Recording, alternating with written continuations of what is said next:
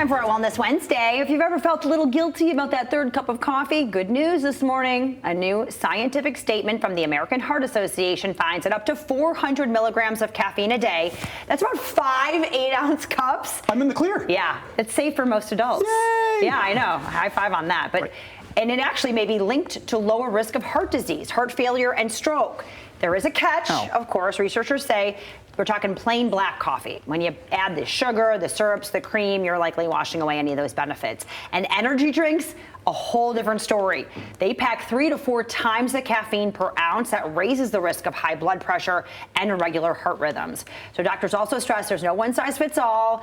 Age, genetics, medications, that all changes how you handle that caffeine. I feel better about my 5th cup then. Same, right?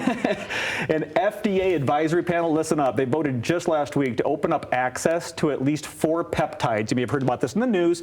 Those are those short chains of amino acids that wellness influencers have been touting does everything, from injury cures to anti-aging. The panel voted 8-6 to let compounding pharmacies mix them.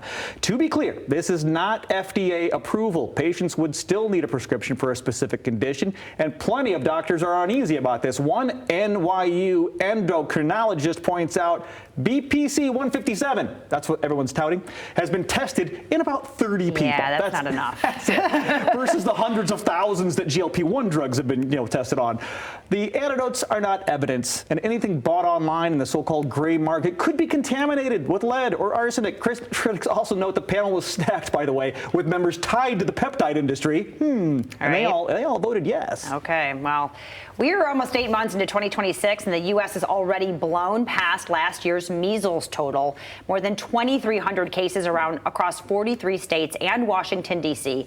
That's the most since the disease was declared eliminated here nearly 3 decades ago. At least 151 people have been hospitalized. About 70% of cases, they're on kids 19 and under.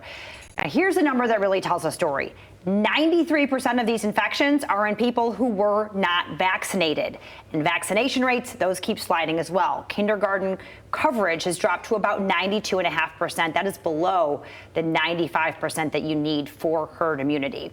Now, the MMR shot, it's 97% effective. Doctors say it remains the best protection out there.